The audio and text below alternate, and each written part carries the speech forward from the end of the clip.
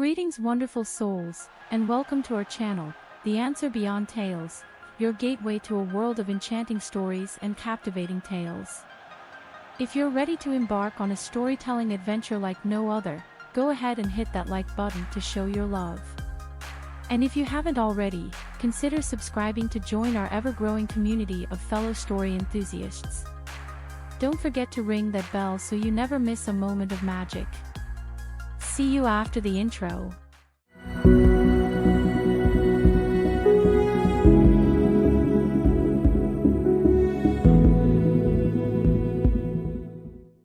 Our today's story, Shadows of Revolution. Part 1. Chapter 1, A Stitch in Time.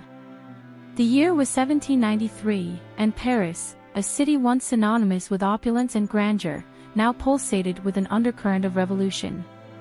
Cobbled streets echoed with the whispers of change, as the scent of unrest hung thick in the air. Amongst the throngs of people, there moved a figure of quiet determination, Adele Leclerc, a seamstress with nimble fingers and a heart entangled in the threads of history. As the morning sun cast its golden glow over the city, Adele navigated the labyrinthine streets with an almost balletic grace. Her steps were purposeful, weaving through the market stalls where vendors peddled their wares, oblivious to the subversive artistry that unfolded beneath the layers of Adele's ordinary existence. The alleys, lined with buildings steeped in history, whispered tales of a bygone era. Adele's destination, a small and unassuming workshop tucked away from prying eyes, held the key to her clandestine pursuits. Behind the worn wooden door, the workshop unfolded like a sanctuary of fabric and possibility. Bolts of silk and linen adorned shelves, while the air hummed with the scent of dyes and the subtle rustle of garments in various stages of creation. Adele, adorned in a simple cotton gown, her auburn hair pulled back into an unruly bun, approached her workbench with a sense of purpose that belied her unassuming appearance.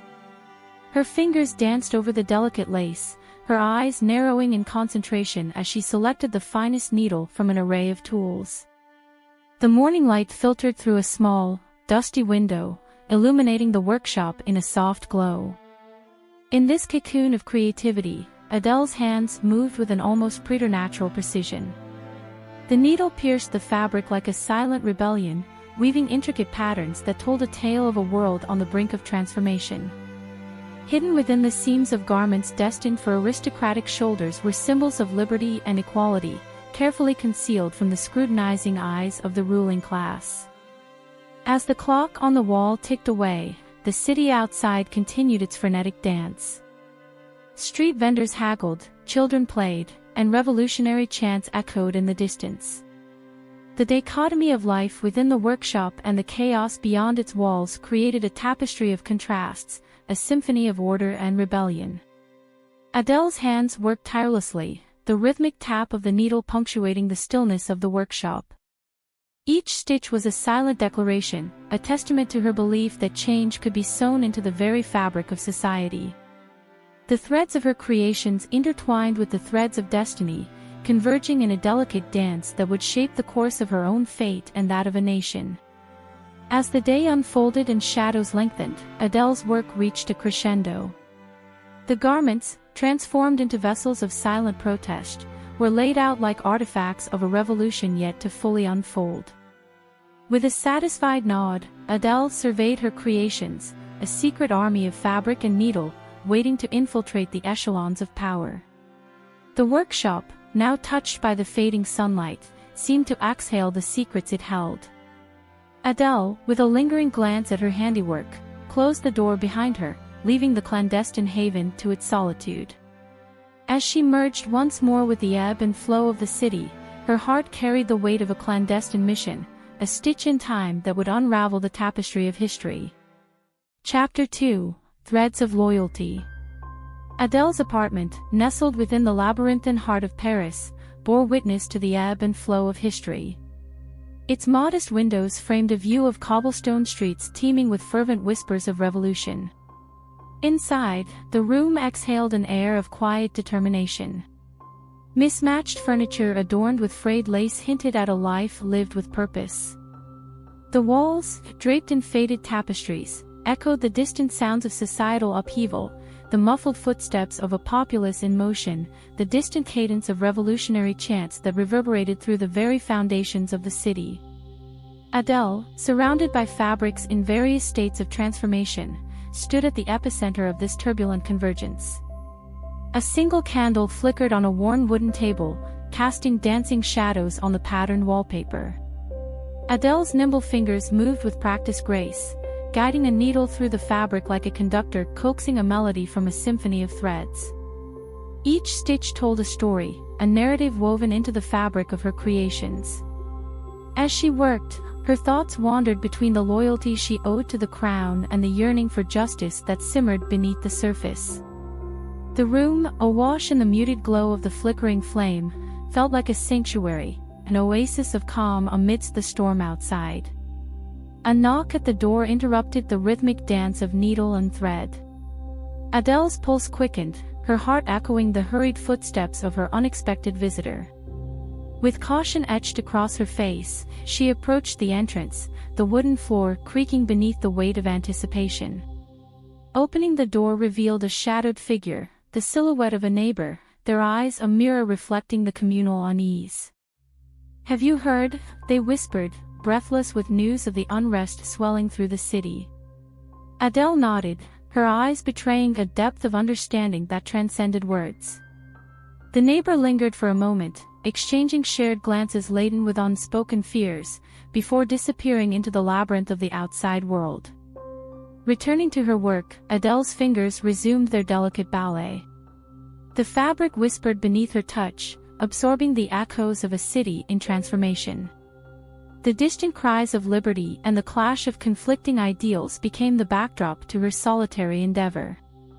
In this cocoon of creation, Adele grappled not only with the threads of fabric but with the threads of loyalty that bound her to the past and pulled her toward an uncertain future.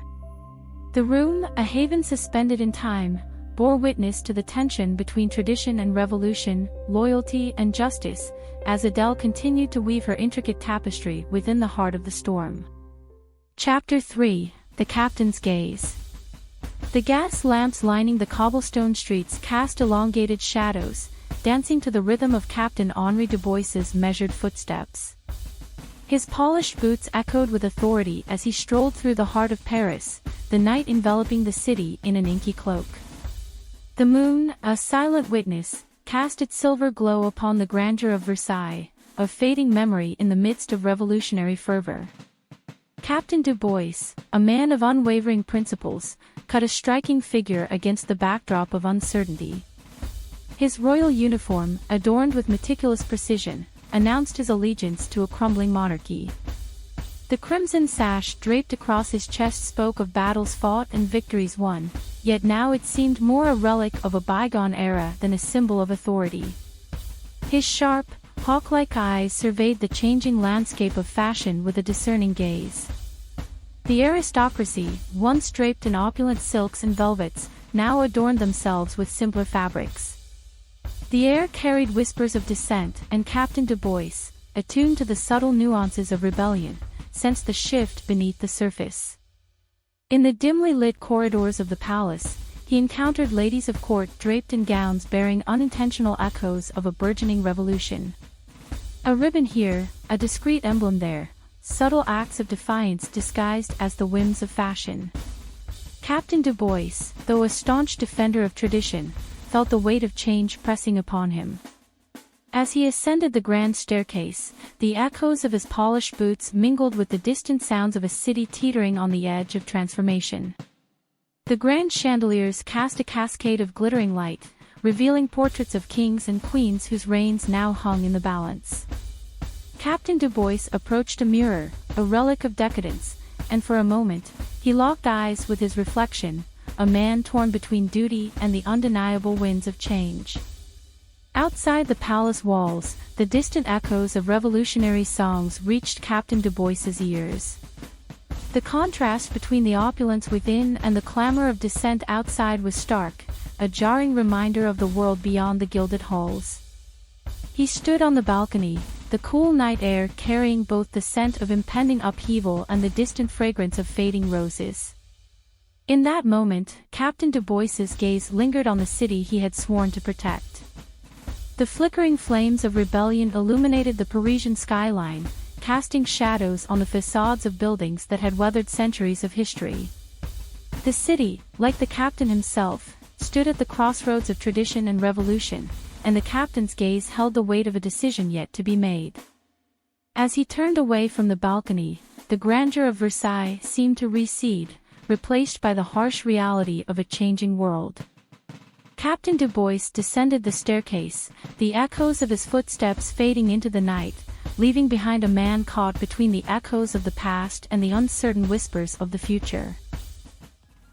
This was part 1 of the story, my wonderful friends. If you are excited for part 2, we need your support more than ever. If you've enjoyed the journey so far, if you've felt the thrill, the joy, the suspense, give us a thumbs up, hit that like button. And if you haven't subscribed yet, what are you waiting for? Click that subscribe button, leave us a comment and ring the bell so you never miss an update. Until then, my friends, stay safe and have a wonderful day.